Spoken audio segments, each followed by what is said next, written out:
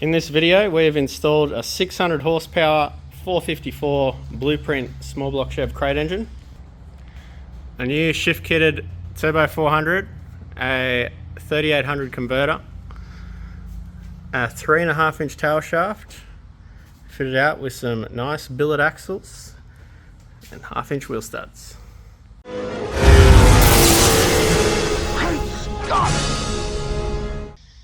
Alright, so we're back from Summernats and finally caught up on all the work. So now I'm going to get stuck back into doing the car stuff. And I got very sunburnt at Summernats. We're like Rudolph at the moment. And my voice is still just coming back. So a few things happened. I bought a crate engine right here. A blueprint 454 small block Chev, which is going to go into the cream car, the street car. I sold the 308 at Summernats for the cream car, so it's got to come out. I currently have a lot of mess in here. I've got the ute engine sitting on this stand, just waiting for pistons to arrive, which aren't coming till February. Once they come, I'm going to drop off the block and the pistons to Damien Baker, BG Engines, to do the bores and stuff for the new pistons, and that's not going to be happening until February sometime, so I've got to try and move a lot of stuff around here. And I've also entered MCFRY into roll racing next Friday, so I just like to make work for myself. So the ute engine's got a lot of really bad marks in the bores, so it's going to need a really good hone, and with a good hone it's going to make the bore bigger, which is probably going to make this problem a little bit worse because yeah, don't really want to get into that anyway. But got new pistons coming. I just got engine parts laying all over the place for that. I need to get some nitrous bottles refilled as well, and I just fitted a new crank trigger, Innovators West 12 magnet crank trigger on MCFRY, because I had issues with it just misfiring every now and then and stuff with the old MSD stuff, so put that on, give that a go. Yeah, I've got lots of small block stuff laying around now for the new crate engine. Yeah, I've got heaps going on, bit of everything. So first thing I'm going to do is try and move these motors around, and yeah, try and get the streeter up on the hoist and get the motor out of it, and da-da-da-da-da-da. Alright, so instead of removing engines from cars, I've just been toying around with the motor, making sure everything fits and stuff. So I bought an Edelbrock Victor Jr. low-rise intake because I want the engine under the bonnet. I don't want air filter poking out through the bonnet. Fits up really good. I just trial fitted it then. Gaskets, I went with 1206 Pro gaskets, which, put that intake down, I noticed we'll need a little bit taken out the top and the bottom of the gaskets, so that's kind of how the ports sit. I'm not too worried about the corners and that sort of thing, but just the bottom and the very top just need a little bit taken out of the gaskets, because there's a decent lip under there, which I've done on these gaskets. These are just to try and do a little bit of port matching to get it a bit better, but I'll do that to that gasket as well. I've got to do a decent amount of hogging out of the intake, because the ports on the intake are actually quite small, so it's going to need some decent amount of grinding to get the intake good. I've got the headers also, so they're Castle or CAE Castle headers, 2-inch primaries, 3.5-inch collector. So these are like the big dog headers, and they actually come with bolts and the plates as well. So you bolt them plates to the heads, and then the headers bolt to those plates. Because traditionally these bolts here are so close to the exhaust ports, you can't really, it's just really difficult to try and get big headers on the small blocks. That's why they make up those header plates that bolt on the head first, and then the header bolts onto that. They're going to need a bit of port matching and stuff themselves. They are hitting this starter motor, so I did try them on, but the starter motor can be flipped on lots of different angles, so I'll hopefully get them to work without having to do any welding, which will be great. And I'm going to have to fit this sump as well. This is a Millerton kick-out pan with a tray and everything in it, so it's a good baffled pan. It still only holds 6 quarts of oil, which is less than 6 litres, which is stuff all.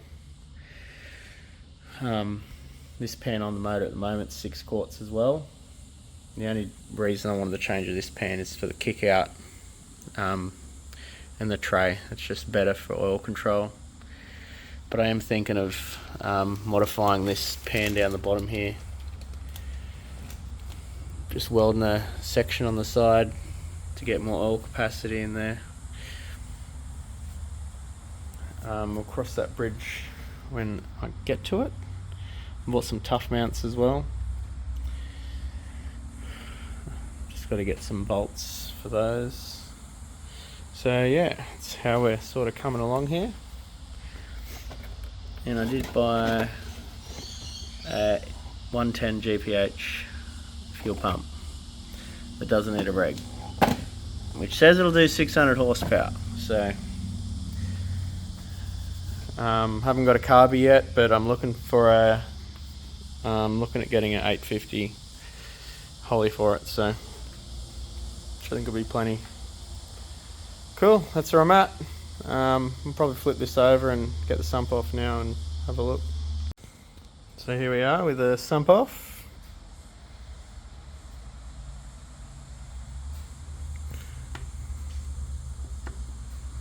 Everything seems to look pretty good.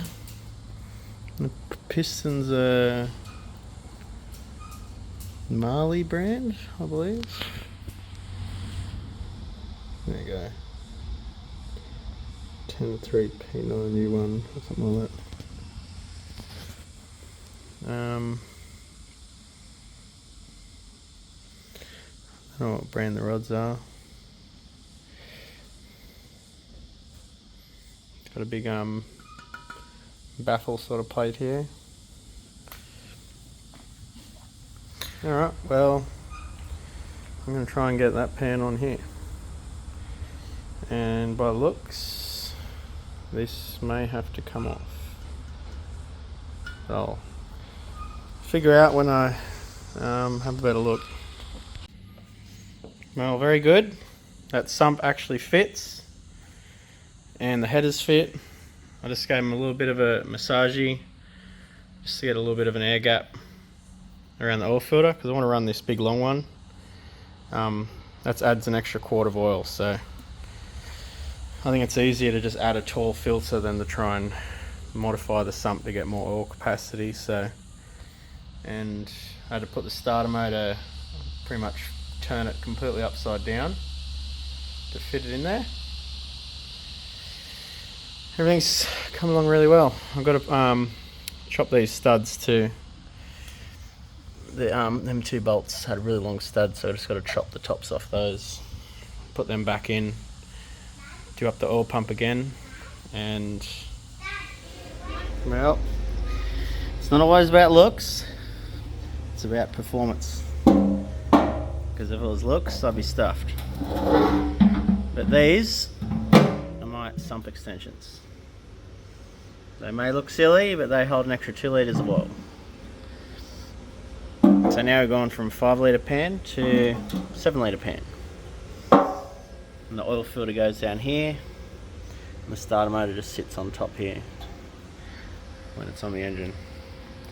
That's maximum oil capacity. I'm obviously going to clean that up and paint it, make it look somewhat pretty. I'm going to weld a little plate in here as well, just to stop the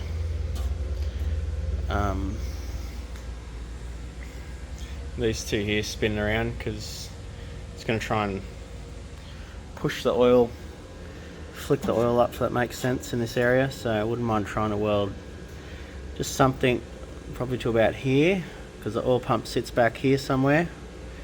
So there's a little area here.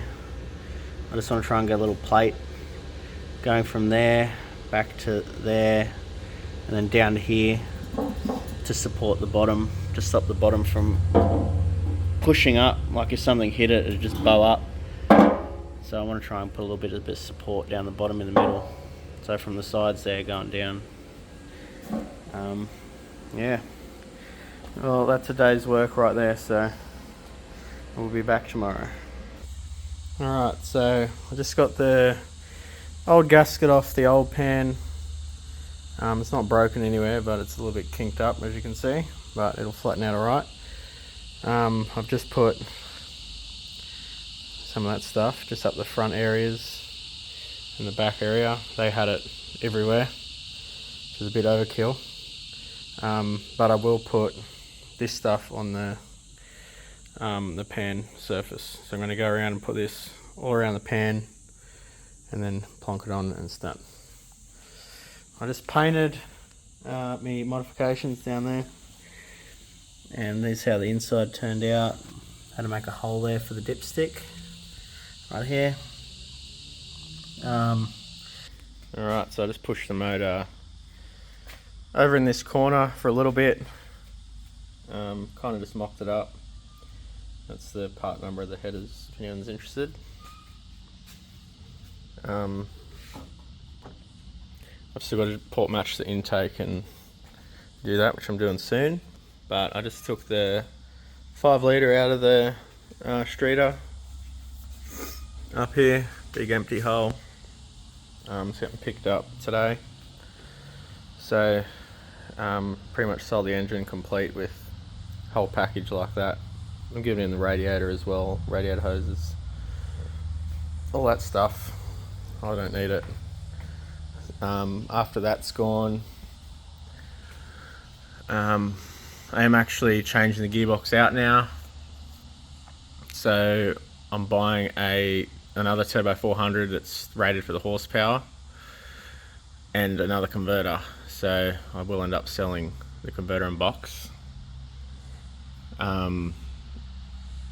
So I will have to take that out, because I just got a feeling if I try and run that, it's just not going to work with that motor. Something bad will happen. Same with the tail shaft too. I've got the factory tail shaft over here, and it's not even 3 inches, so I can't really see it lasting. As much as I want to try it, I don't really want to put holes in the floor of the car either. So, and I'm going to fit a 1-tonner flange on the diff, the Salisbury diff. So I'm going to put a 1-tonner flange on here, and then I'm going to get a custom tail shaft made up for that 1-ton flange. And then worst case, if the Salisbury diff just breaks all the time, then I can put a 9-inch in, and the only thing I've got to do to the tail shaft is just shorten it. So, which is not a big deal. I just want to try and see what I can get out of the Salisbury diff. So the old trusty 5 litre, this is its last day in my shed. It has served me well. I wish you lots of luck in the future, having fun and stuff. Alright, so we're up to the port matching intake stage. So that's how far out the intake manifold is. Just a standard Super Victor Edelbrock. so it's a fair decent chunk. I noticed these ports are really tall, like they go up really high. So the height's probably going to be the main area to work on, getting the top area right. But I just did that, and that's pretty much what I'm going to dry grind out. So I'll mark it on both sides and get grinding. Alright, I got the intake manifold fitted. I forgot to do a video after I did all the port matching, but you can kind of see down in there. Let me zoom in. Hang on. Oh, it's hard to bloody see. Anyway, it's all port matched now, and it's gonna flow like it's meant to and stuff, which is very good. Currently just putting in some Penrite 10/10 10W40 oil. So they recommend 10W30, and it's pretty much same stuff. So chucking this in, seeing if the sump leaks anywhere. Hopefully it doesn't. Didn't leak with water, so it shouldn't leak with the oil. I'm going to put 7 litres in, check the dipstick, make sure it's fine. I did mount the fuel pump as well. Still got to take the headers off as well, and port match these flanges. So that'll probably, I'll do that shortly.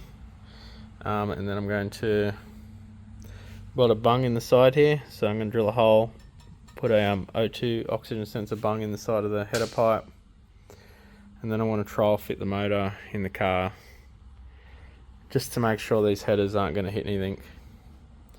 And then I'm going to get my buddy Rodney to coat the pipes for me over at Protective Coatings. So they've got a high temperature powder coat, so I'm going to get him to put that on the headers, so it's got a nice coating, because this just has like a cheap paint on it. It's scratching off everywhere, so it won't last. So I'm going to get that done, but I just want to make sure they're going to fit in the car neatly and not hit anything. So I'm going to do that. Meow.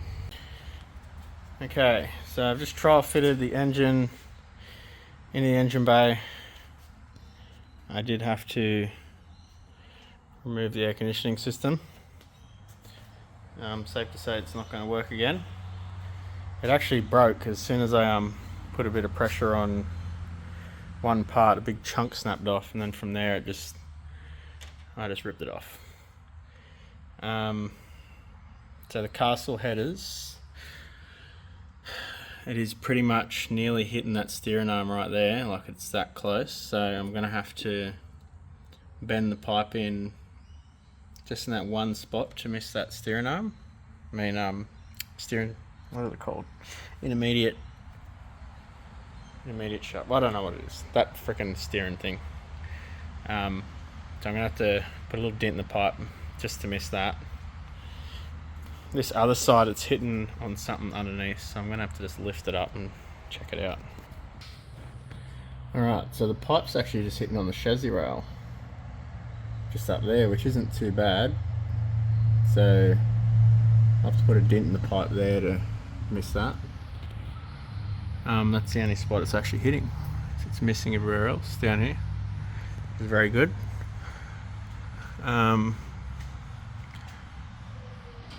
Yeah, the flanges look like they're in a great spot. So overall they fit good, besides them 2 little spots that need dings. So that's good. It's a lot cheaper to buy headers than to try and make them. So yeah, the rest of the air conditioning system down here, I did a bung fell out. I've got to weld this in the pipe here as well, just like an O2 bung. It's got to get welded in right there. Alright, so I'm just going to put 2 little dings in these pipes, pull them back out, and yeah, get Rodney to coat them.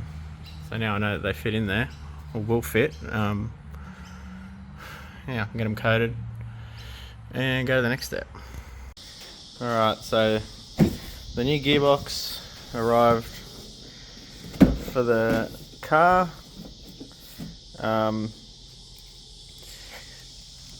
That's what I ended up buying. It's a 700 horsepower turbo 400. Standard shift pattern, shift kit, 34 element sprag. Fairly basic gearbox, but it's going to be perfect for the car. So I'm just going to unbox this now. Also got a TCI Ultimate Street Fighter converter for the box as well. So at least then I won't have any gearbox issues with that car. Fingers crossed. And then I'm going to get a tail shaft made up as well. Alright, so we got some huge progress on the small block now. So Rodney protective coatings, he did a high temperature powder coat on the pipes. They turned out really mint. I've just fitted up the Gilmer drive.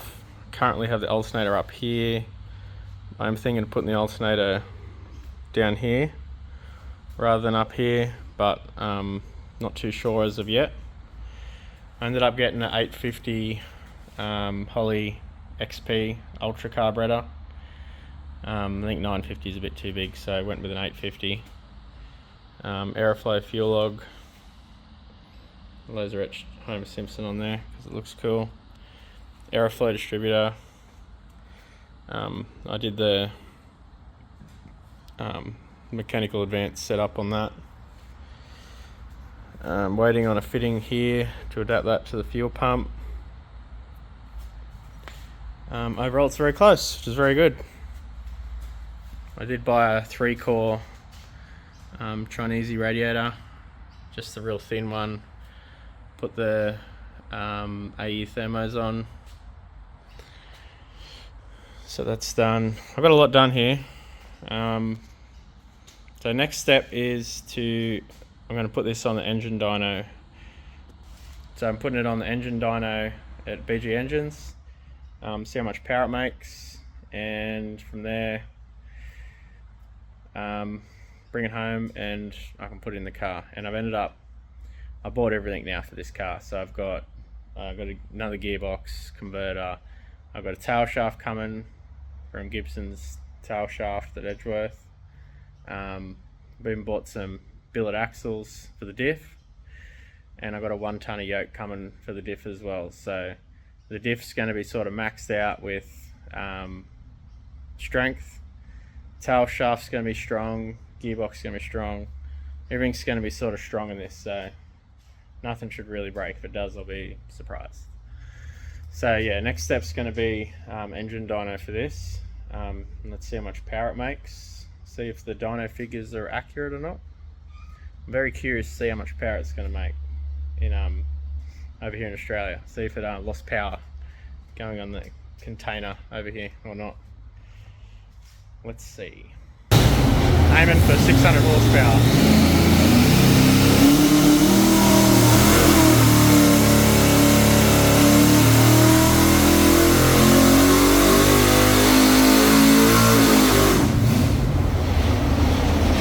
Board to do it?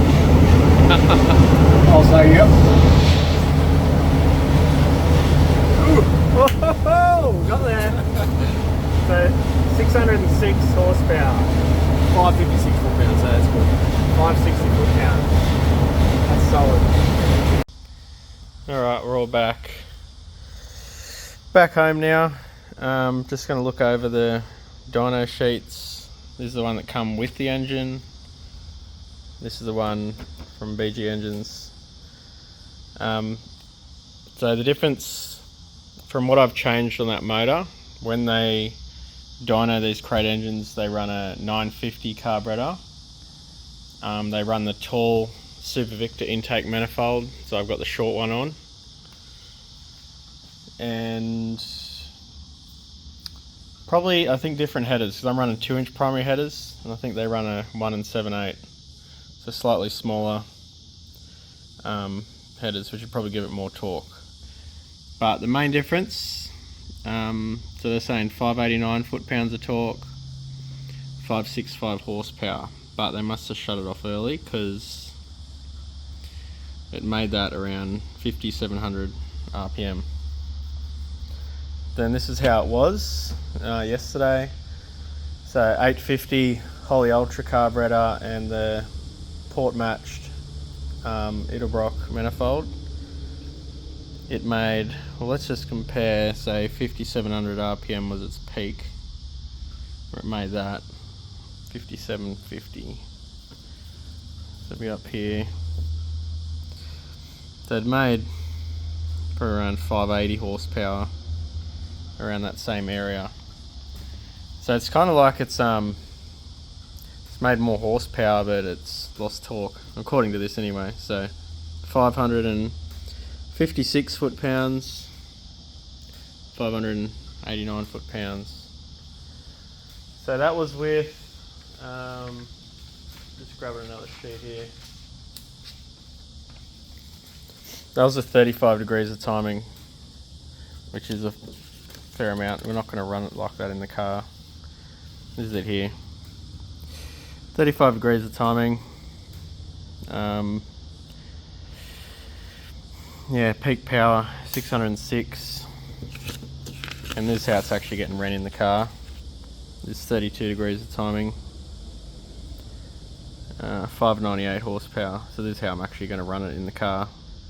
Peak torque was 557 with less timing. I think it made more torque, funny enough. I made one more foot-pound. Anyway, so that's how it's getting ran in the car, 32 timing. So it's only 10:1 compression in the motor, so it's very low compression. It's going to haul ass in this car. I'm actually really keen to get in there. I did have a few little leaks on my welds on the pan, but yeah, I'm going to have to try and goop them up. It's just like the weld started seeping once the oil got hot, so I'll fix that up with some goop and get this thing up in the car. It's the next step. And I also bought some billet axles from Diff King. So they come with the flanges, bearings fitted. They're longer. That's a standard axle behind it, right there. As you can see, they're a bit longer, so they need to be cut down first, and then they're ready to drop straight in. So, and I also got 1/2-inch studs fitted as well. So 1/2-inch studs, just for a bit more peace of mind. So I'm going to have to drill the wheels out and the drums on the back of the car. So I'm going to chuck those in now, and yeah, probably work on getting that motor in next. Yeah, I drilled out the drums. That was easy enough. And the 15-inch BCI wheels are already set, ready to go for 1/2-inch studs. They just drop straight in. So very good. I'm going to get these axles in. Alright, so the billet axles are in. Just waiting on some 1/2-inch wheel nuts for these wheels. This Salisbury diff is now pretty well maximum pimped out. So it's got these billet axles, which are meant to be rated for 600 horsepower at the wheels. So technically they shouldn't break. It's got the Harrop True Track, which is very strong. And it's got a 1-tonner pinion yoke, which has the 1310 uni. I can't remember what it is. It's got the bigger uni anyway. So the only weak point is probably going to be the, I don't know, maybe the diff housing itself. I'm not too sure. Probably a hard launch on the drag strip, I reckon, could probably end it, but I highly doubt it'll break doing burnouts and stuff. That only took 1 hour to fit them axles, so it's a very quick and easy job that anyone can do at home in their shed. One last thing I wanted to try before putting it in is this different alternator mount. And I reckon I'm probably going to end up using this one, because I don't really like the one up here. So I'm going to run with that. This is just it's an Aeroflow, and I'll get the part number for you. There we go. Small block Chev, low mount alternator bracket, suit long water pump. So that's all it is. And I think that's in a much better spot than up there. Alright, today I'm dropping the motor in the engine bay. So I've got to put the headers in, tie them back, because they just won't go up in there otherwise, they're too big. I had to tap one of the holes in the converter because it had a bit of weld in it. So lucky I did that, or noticed it before I put it in. It would have been a pain to fix in the car.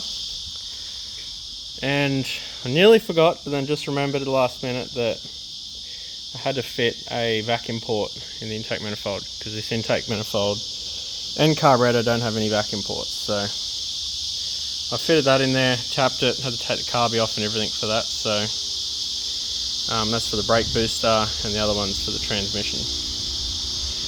Sweet, let's drop this bad boy in. Alright, so I got enough done to start the thing now.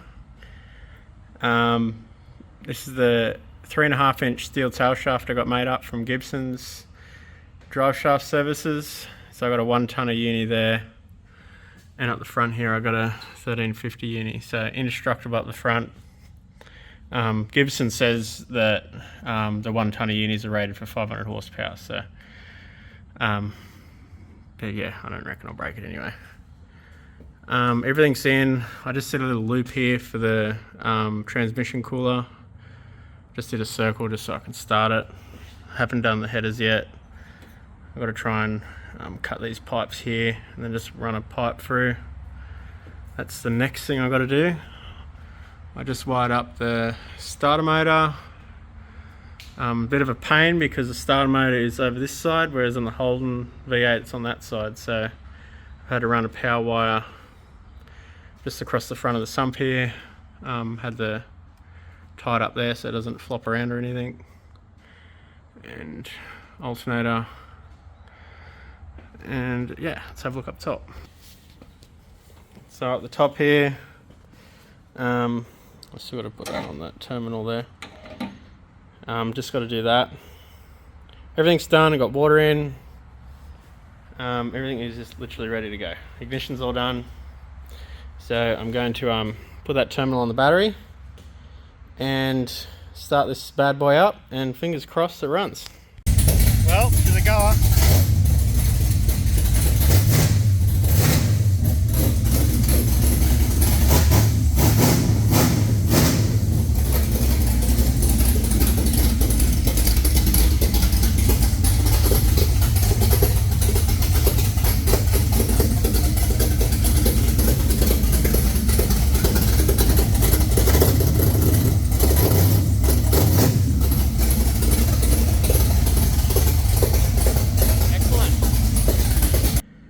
So we have a small leak here.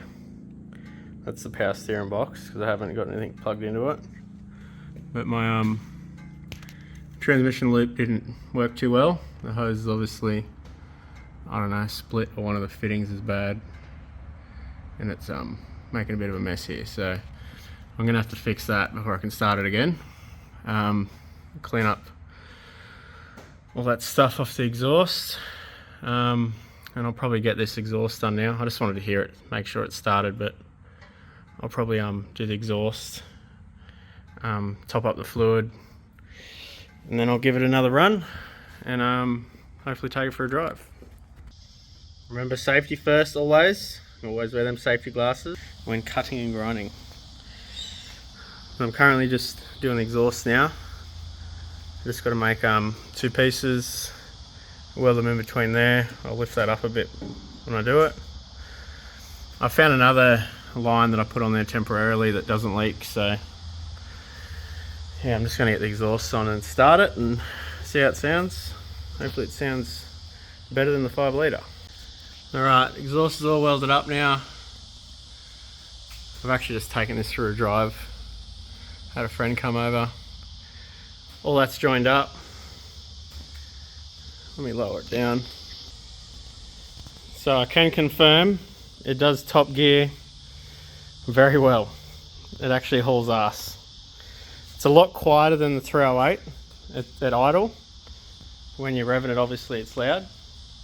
Kind of reminds me, once you put a hydraulic roller cam in, it's like it. You lose the chunkiness. It sounds good, but it's just a lot quieter than the 308 at idle.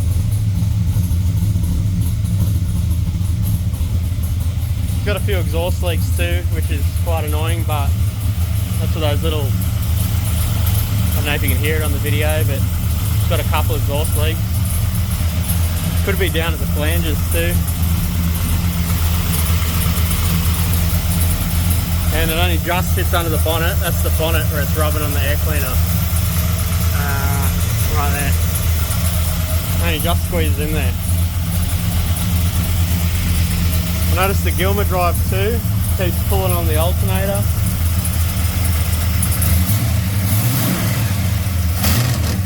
See that? The belt just slipped.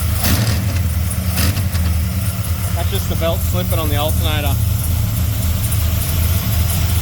I put that on there to try and strengthen that up, but I don't know what to do with that.